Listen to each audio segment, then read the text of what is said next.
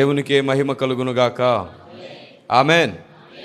దేవుడు తన ప్రజల్ని కాపాడడానికి, రక్షించడానికి, వారి పొరపాట్లలో వారు పడిపోకుండా ఉండడానికి, ఏ పరిస్థితులలో వారు తప్పిపోయారో దేవునికి తెలుసు కాబట్టి వారిని తప్పించడానికి ఆయన నిర్ణయించిన, ఆయన ఎన్నుకున్న, ఆయన ప్రేమిస్తున్న ఆయన పిల్లల్ని ఆయన సంపాదించడానికి ఎన్నో నియమాలను, ఎన్నో రూల్స్ని దేవుడు కలగజేసి మరీ వారిని తప్పిస్తున్నాడు. నిన్ను కూడా దేవుడు తప్పించడానికి ఎన్నోసార్లు ఎన్నో వచనాలను నీ ముందు పెట్టాడు, ఎన్నో మార్గాలను నీ ముందు పెట్టాడు.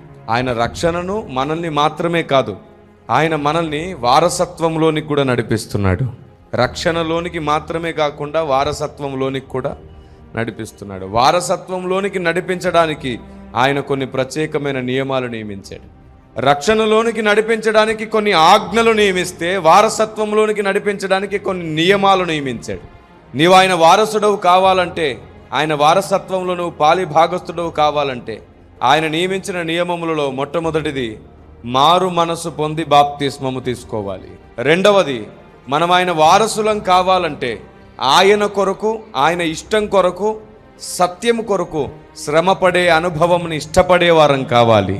సత్యం ఇది అని తెలుసుకుంటే దానికోసం నిందింపబడ్డానికైనా, అవమానింపబడ్డానికైనా, ఒంటరి అవ్వడానికైనా, ఏదైనా పోగొట్టుకోవడానికైనా, ఎంతకు తెగించడానికైనా దేవుని ఇష్టాన్ని నెరవేర్చడం కొరకు ఎవరు సంసిద్ధులో వారు ఆయన వారసులు అవుతారు. ఇది నియామకం. Praise the lord. ఎవరు ఆయన కొరకు దాన్ని పోగొట్టుకుంటారో వారు అది అక్కడ సంపాదించుకుంటారు. ఆయన పని జరగడమే ప్రాముఖ్యం. ఆయన చిత్తం ఈ భూమి మీద నెరవేరడానికి నేనేమైపోయినా పర్వాలేదు అనుకునే ఆలోచన విధానం పౌలు గారికి ఉన్నది. ఏమంటాడు? దేహ సంబంధులైన నా సహోదరుల కొరకు అవసరమైతే నేను క్రీస్తునకు వేరై అంటాడు. అక్కడ క్రీస్తునకు వేరై శాపగ్రస్తున్నైనా అవుతాను, కానీ వారిని సంపాదించి తీరుతానంటాడు, వారిని కాపాడుతాను. ఈ భూమి మీద దైవ కార్యానికి అన్నిటికంటే ప్రాధాన్యతనివ్వడం వారసత్వానికి ప్రారంభం. అది మీ జ్ఞాపకం ఉందా? క్రీస్తు కొరడా పట్టుకొని, కొరడా చల్లు మనిపిస్తూ మందిర ఆవరణములో వ్యాపారం జరిగిస్తున్న ప్రతి బల్లలను పడద్రోస్తున్నప్పుడు శిష్యులు ఏమనుకున్నారు? అదంతా చూసి దేవుని ఇంటిని గూర్చిన ఆసక్తి కుమారుని పక్షించుచున్నదన్న మాట నెరవేరుతున్నది అని అన్నారు. కాబట్టి దేవుని సంఘంలో దేవుని నియమాన్ని చేయడం కొరకు కొన్ని కఠిన కర్తవ్యాలను నిర్వర్తించడం కూడా వారసత్వ భాగ్యమే, వారసత్వ నియమమే. Praise the lord. కాబట్టి దేవుని ఆలోచన, దేవుని చిత్తం, దేవుని ఇష్టం ఈ భూమి మీద నెరవేర్చడానికి నేనున్నాను అనుకునే వారందరూ ఆయన వారసులు అవుతారు. ఇందుకోసం శ్రమ పడాలి, కన్నీళ్లు కార్చాలి, కొన్నిసార్లు తెగించాలి, కొన్నిసార్లు గాయపడాలి, ఒంటరి వారం అవ్వాలి, అవమానాలు వస్తాయి, నిందలు వస్తాయి, మనవారే మనల్ని అపార్థం చేసుకుంటారు. ఇన్ని జరిగినా సరే ఆయన్ని ప్రేమించేవాడు ఆయనకు వారసుడవుతాడు. దేవునికి స్తుతి కలుగునుగాక. వారసులు అవ్వడానికి దేవుడు శ్రమను నియమముగా పెట్టాడు. ఇది ఎక్కడుంది? రోమా 8:17 ఉంది. అంత మాత్రమే కాదు, దేవుడు ఇంకొక నియమాన్ని కూడా పెట్టాడు. వారసులం అవ్వాలి అంటే వారసుడైన కుమారుని స్వారూప్యములోనికి రావాలి అనే నియమాన్ని పెట్టాడు. వారసులం అవ్వాలంటే వారసుడైన కుమారుని స్వారూప్యములోనికి రావాలి. ఇది ఎక్కడుంది? రోమాపత్రిక 8:29 ఉంది.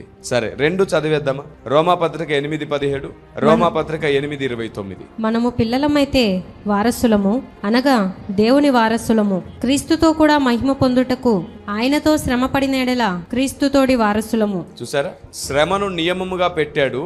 ఆయనతో శ్రమ పడాలి అంటే ఆయనకు నచ్చింది చెయ్యాలి. ఆయనకు నచ్చింది చేస్తే శ్రమ తప్పదు, గాయం తప్పదు, విరిగి నలగడం తప్పదు.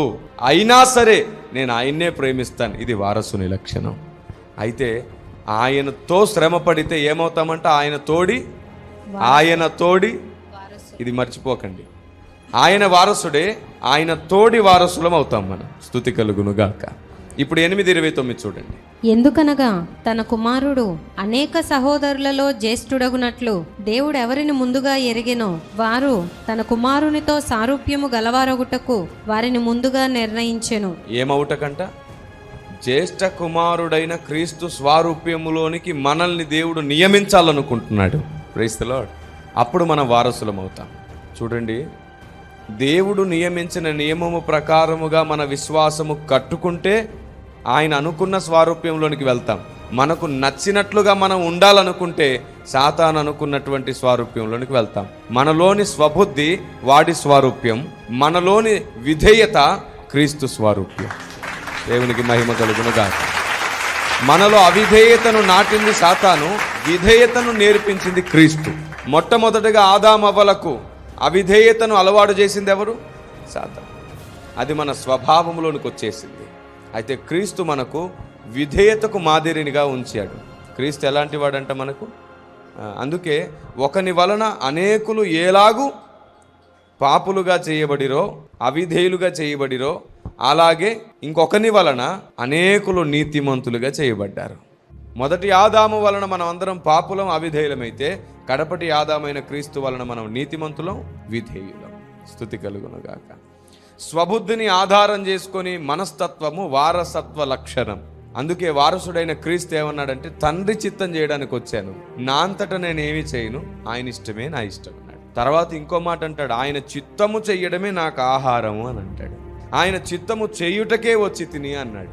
ఈ చివరి దినాల్లో మనం వారసులం అవ్వాలంటే ఈ లక్షణం చాలా ప్రాముఖ్యం. ఎందుకంటే సాతాను మన ఆలోచన చెరిపేస్తాడు. కాబట్టి ఆయన మనల్ని రక్షణలోనికి నడపడానికి, రక్షణ పోకుండా మనకు అడ్డుగా నిలవడానికి ఎన్నో ఆజ్ఞలను నిర్మించి పెట్టాడు. అయితే వారసులం అవ్వడానికి మాత్రం పూర్తి బాధ్యత మనమే వహించాలి. నిన్ను తప్పించడం ఆయన పని అయితే ఎదగాల్సిన బాధ్యత నీ మీదే ఉంది. ఇలా ఎదగడానికి కూడా, వారసులు అవ్వడానికి ఇంకో నియమాన్ని కూడా పెట్టాడు. గలతీ పత్రిక 4వ అధ్యాయం 1 నుంచి 4 వచనాల్లో చాలా స్పష్టంగా అక్కడ సంరక్షకులను, గృహ నిర్వాహకులను చూపిస్తున్నాడు. సంరక్షకులు ఎవరు? సంఘ కాపరులు. గృహ నిర్వాహకులు ఎవరు? కొరింథీ పత్రిక 1వ పత్రిక 4వ అధ్యాయం 1వ వచనం ప్రకారంగా వాక్య మర్మము బోధించేవారు గృహ నిర్వాహకులు. ఇప్పుడు ఒక వ్యక్తి వారసుడై ఎదగాలి అంటే కాపరి సహాయం కావాలి, అట్ ద సేమ్ టైం వాక్య మర్మం బోధించే గృహ నిర్వాహకుని సహాయం కూడా కావాలి. వీరిరువురిని గుర్తుపట్టని వాడు వారసుడయ్యే అవకాశం లేదు. ఇప్పుడు ఇందులో ఉన్నటువంటి స్వయం వైరుధ్యాన్ని చెప్తాను. స్వబుద్ధిని వారని వాడు వారసుడవుతాడు, శ్రమను పడడానికి ఇష్టపడేవాడు వారసుడవుతాడు, దేవుని చిత్తం కొరకు తన చిత్తాన్ని చంపుకునేవాడు వారసుడవుతాడు. ఇన్ని మంచి లక్షణాలు ఉన్నవాడికి గృహ నిర్వాహకుని గుర్తించే స్వభావం లేకపోతే వారసుడు కాలేడు, వారసత్వ నియమములో దాసుడవుతాడు. చాలా పెద్ద మాట అనేశాను. క్రైస్తవ సమాజానికి ఈ పదాన్ని మొదటిసారి పరిచయం చేస్తున్నాను. వారసత్వ నియమములో దాస్యత్వం కూడా ఉంది. గుండె పగిలిపోయే మాటలు ఇవి భక్తుల జీవితాల్లో. వారసత్వ నియమములో దాస్యత్వం కూడా ఉంది. వారసత్వ నియమం ఉంటుంది. ఎందుకంటే ఇతను ఏం చేశాడు? ఆయన కొరకు శ్రమ పడడానికి ఇష్టపడ్డాడు, ఆయన కొరకు స్వబుద్ధిని చంపడానికి ఇష్టపడ్డాడు. ఆయన ఇష్టమే నా ఇష్టం అన్నాడు. దేవుని సంఘంలో ఆయన చిత్తం జరిగి తీరాలన్నాడు. త్యాగం చేశాడు, కష్టపడ్డాడు, ఒంటరయ్యాడు, విరిగి నలిగాడు. ఇన్ని గొప్ప లక్షణాలు ఉన్నాయి. ఇంత మాత్రమే కాకుండా మరొక ప్రాముఖ్యమైన లక్షణం కూడా ఉంది ఇతనిలో. ఆయన ఇంటిని కూర్చున్న ఆసక్తి అతన్ని ఎప్పుడు భక్షిస్తూ ఉంటుంది. ఆయన ఇష్టమే నా ఇష్టం, ఆయన చిత్తమే నా జీవితం అనుకునే లక్షణం. ఇన్ని మంచి లక్షణాలు ఉన్నవాడికి గృహ నిర్వాహకుని గుర్తుపట్టే లక్షణం లేదనుకోండి, అంటే వాక్య చిత్తమును, వాక్య మర్మమును గుర్తుపట్టే లక్షణం లేదనుకోండి, ఇతడు వారసత్వపు ఉన్నత సింహాసనం ఎక్కడానికి యోగ్యుడు కాదు. కానీ వారసత్వపు లక్షణాలలో ఇతడు పాలిభాగస్థుడు కాబట్టి శ్రమ పడిన ఎడల వారసుడనుందా లేదా? కాబట్టి వారసుడే కానీ దాసుడవుతాడు. ఏం మాట్లాడుతున్నారు కిరణ్ పాల్ గారు? మీరు ఇచ్చే స్టేట్మెంట్ కనీసం వాక్యాధారం ఉందా? వాక్యాధారం ఏమిటండి? గ్రంథాధారంగా ఒక 100 పేజీలు రాయగలిగినంత సత్య నిరూపణ ఇదంతా కూడా. ఆమేన్. చూడండి ఒకసారి గలతీ పత్రిక 4వ అధ్యాయం 1 నుండి చదవండి. మరియు నేను చెప్పునదేమనగా, వారసుడు అన్నిటికినీ కర్త అయ్యున్నను, బాలుడయ్యున్నంత కాలము అతనికిని దాసునికిని ఏ భేదమును లేదు. తండ్రి చేత నిర్ణయింపబడిన దినము వచ్చు వరకు అతడు సంరక్షకుల యొక్కయు గృహ నిర్వాహకుల యొక్కయు ఆధీనములో ఉండును. అటువలే మనమును బాలురమై ఉన్నప్పుడు లోక సంబంధమైన మూలపాఠములకు లోబడి దాసులమై ఉంటిమి. అయితే కాలము పరిపూర్ణమైనప్పుడు దేవుడు తన కుమారుని పంపెను. ఆయన స్త్రీ యందు పుట్టి మనము దత్తపుత్రులము కావలెనని ధర్మశాస్త్రమునకు లోబడి ఉన్న వారిని విమోచించుటకై ధర్మశాస్త్రమునకు లోబడిన వాడాయను. ఈ వచనాలలో మీరు చాలా ప్రాముఖ్యమైన సంగతులు చూడగలరు. మొదటి వచనం చూడండి, అక్కడ ఏముంది? మరియు నేను చెప్పునదేమనగా, వారసుడు అన్నిటికిని కర్త అయ్యున్నను. ఏమిటంట? వారసుడు అన్నింటికి కర్త అయ్యున్నను, బాలుడై ఉన్నంత కాలం అతనికిని దాసునికిని ఏ భేదము లేదు. విశ్వాస జీవితంలో బాల్యం అంటే అర్థం ఏమిటి? పౌలు గారు అంటారు, నేను మీకు పాలే పోసాను, బలమైన ఆహారం పెట్టలేదు. బాల్య దశలో ఉన్న వాళ్ళు ఏం చేస్తారు? పాలు మాత్రమే, అంటే మూలోపదేశాలు మాత్రమే వినేవారు బాలురు. అయితే వారసులే, ఎందుకంటే క్రీస్తు కోసం శ్రమ పడతారు, క్రీస్తు చిత్తమే నా చిత్తం అంటారు, ఆయన కోసం దేన్నైనా తెగించడానికి ఇష్టపడతారు, సాతాను ఎన్ని రకాలుగా హింసించిన ఓపికతో ఉంటారు, క్రీస్తే నా దేవుడు అని బ్రతుకుతారు. వీరు క్రీస్తు పిల్లలే, కానీ బాలురు. కానీ బాలుడై ఉన్నంత వరకు ఇతడు వారసుడు కాదు. బాలుడు అన్నింటికీ కర్త అయి ఉన్నను, బాలుడై ఉన్నంత వరకు వారసుడు కాదు కాదు కాదు. ఈ లోక సంబంధమైన మూల పాఠాలను అనుసరించేవారు పసిపిల్లలే అని ఉంది హెబ్రీ పత్రిక 5:12-13 చదవండి ఒకసారి. ఏ విషయాన్నైతే మీతో పంచుకుంటున్నానో వాటికి ఖచ్చితమైన ఆధారం ఈ వచనాల్లో మీకు దొరుకుతుంది. కాలమును బట్టి చూచితే మీరు బోధకులుగా ఉండవలసిన వారై ఉండగా దేవోక్తులలో మొదటి మూలపాఠములను ఒకడు మీకు మరలా బోధింపవలసి వచ్చెను. మీరు పాలు త్రాగవలసిన వారే గాని బలమైన ఆహారము తినగలవారు కారు. మరియు పాలు త్రాగు ప్రతివాడును శిశువే గనుక, ఏమిటంట? పాలు త్రాగు ప్రతివాడు శిశువే గనుక నీతి వాక్య విషయంలో అనుభవము లేనివాడై ఉన్నాడు. ఇప్పుడు చెప్పండి, నీతి వాక్య విషయంలో అనుభవం లేనివాడు బాలుడే కదా. మూలోపదేశాలలో మాత్రమే నిమగ్నమయ్యేవారు బాలురే కదా. మరి వీరు వారసత్వ సింహాసనం ఎక్కుతారా? వారసుడై ఉండి దాసుడుగానే మిగిలిపోతాడా? బాలుడై ఉన్నంత వరకు దాసునికిని అతనికిని ఏ భేదము లేదు. ఈ నియమం ఉన్నది కాబట్టి వారసత్వ దాస్యత అనేది ఒకటి ఉంది. ఈ పేరు వినుటకు కొత్తదైనా సరే ఇది నియమము, ప్రాచీనం. దేవునికి స్తుతి కలుగును గాక. సనాతన నియమము, ఎప్పటి నుండో ఉన్న నియమము. ఆమేన్. భూమి పుట్టక ముందే దేవుడు నిర్ణయించాడు. ఇది దేవదూతలకు కూడా వర్తించే నియమము, యావత్ విశ్వమంతటికి ఒక్కటే నియమము. వారసులు అవ్వాలంటే ఎఫెసీ 1:8 నెరవేరి తీరాల్సిందే. దైవ చిత్తానుసారమైన మర్మము ఎవరైతే తెలుసుకుంటారో వారు సంపూర్ణ జ్ఞాన వివేచన పొందుతారు, కనుక వారసులవుతారు. క్రీస్తు స్వారూప్యము రావడం అనగా ఆయన చిత్తానుసారమైన మర్మము మనకు అర్థమవ్వడం, మనలో జీర్ణమవ్వడం క్రీస్తు స్వారూప్యంలోనికి మనల్ని తీసుకెళ్తుంది, సంపూర్ణ పురుషులుగా మనల్ని చేస్తుంది. చూడండి, ఎఫెసీ 1:8 మాత్రమే కాదు, 4:11-12 వచనాలు కూడా చూడండి. ఎఫెసీ పత్రిక 4:11-12 ఏం మాట్లాడుతున్నానో అది మీరు గ్రంథంలో చదువుతున్నారు.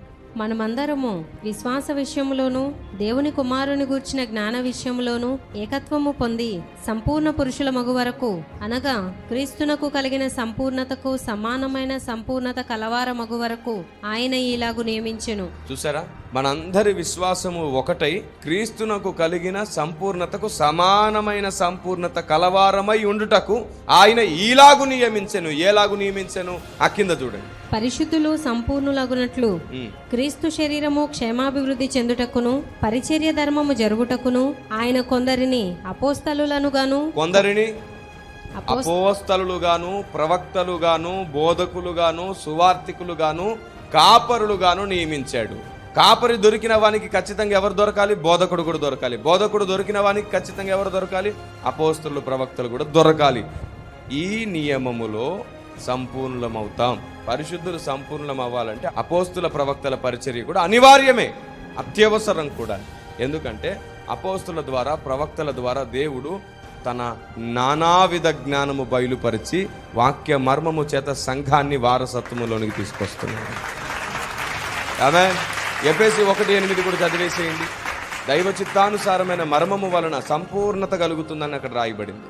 కాలము సంపూర్ణమైనప్పుడు జరగవలసిన ఏర్పాటును బట్టి ఆయన తన దయా సంకల్పము చొప్పున తన చిత్తమును గూర్చిన మర్మమును మనకు తెలియజేసి మనకు సంపూర్ణమైన జ్ఞాన వివేచన కలుగుటకు ఆ కృపను మన ఎడల విస్తరింపజేసెను.